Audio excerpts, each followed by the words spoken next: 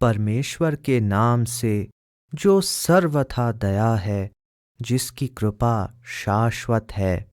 इनसे पूछो, हे पैगंबर, कि ये किस प्रकार नकारने वाले हो सकते हैं, और इस दुनिया के बारे में हमारी योजना को समझने के लिए वह घटना इन्हें सुनाओ जब तुम्हारे प्रभु ने फरिश्तों से कहा, मैं पृथ्वी में एक ऐसे प्राणी की रचना करने वाला हूँ जिसे उसका साम्राज्य दिया जाएगा। उन्होंने निवेदन किया, क्या आप उसमें ऐसा प्राणी बनाएंगे जो वहां बिगाड़ पैदा करेगा और खून बहाएगा?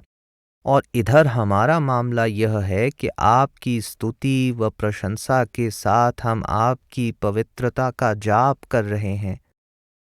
परमेश्वर ने कहा, मैं जानता हूं जो तुम नहीं जानते, और उन्हें समझाने के लिए आदम को सब नाम सिखा दिए। फिर जिनके नाम सिखाए उन व्यक्तियों को फरिश्तों के सामने प्रस्तुत किया। फिर कहा, मुझे इन लोगों के नाम बताओ यदि तुम अपने इस विचार में सच्चे हो। उन्होंने निवेदन किया, आप तो दोष रहित हैं। हम तो इतना ही जानते हैं जितना आपने हमें बताया है। सर्वज्ञ और सूक्ष्मदर्शी तो वास्तव में आप ही हैं। परमेश्वर ने कहा, आदम, तुम इन लोगों के नाम इन्हें बताओ। फिर जब उसने उनका परिचय उन्हें करा दिया, तो परमेश्वर ने कहा, मैंने तुमसे कहा न था कि मैं समस्त आकाशों और पृथ्वी के भेद जानता हूँ, और मैं जानता हूँ जो तुम व्यक्त कर रहे हो और जो तुम छिपा रहे थे।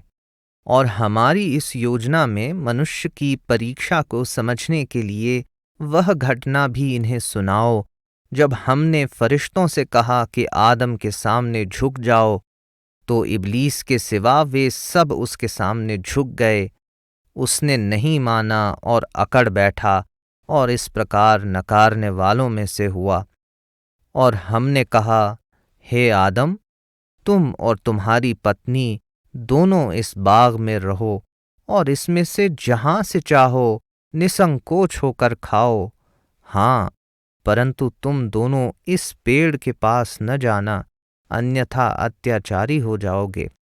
फिर शैतान ने उनको वहां से फिसला दिया, और जिस हालत में वे थे उससे उन्हें निकलवा कर छोड़ा। और हमने कहा, यहां से उतर जाओ, अब तुम एक दूसरे के शत्रु हो, और तुम्हें एक निश्चित अवधि तक पृथ्वी पर ठहरना है और वहीं जीवन बिताना है। फिर आदम ने अपने प्रभु से पछतावे के कुछ शब्द सीख लिए और उनके माध्यम से क्षमा मांगी, तो उस पर उसने कृपा की और उसे क्षमा कर दिया। निस्संदेह वही बड़ा क्षमा करने वाला है, उसकी कृपा शाश्वत है। हमने कहा, तुम सब यहाँ से उतर जाओ। फिर मेरी ओर से यदि कोई मार्गदर्शन तुम्हें प्राप्त हो तो उसी पर चलना, इसलिए कि जो लोग मेरे इस मार्गदर्शन का अनुसरण करेंगे उनका बदला स्वर्ग है। अतः उनके लिए न वहाँ कोई आशंका है और न वे कभी दुखी होंगे। और जिन्होंने इसको नकारा और हमारी आयतों को झूठा कहा, वे नरकवासी हैं, वे सदा उसी में रहेंगे।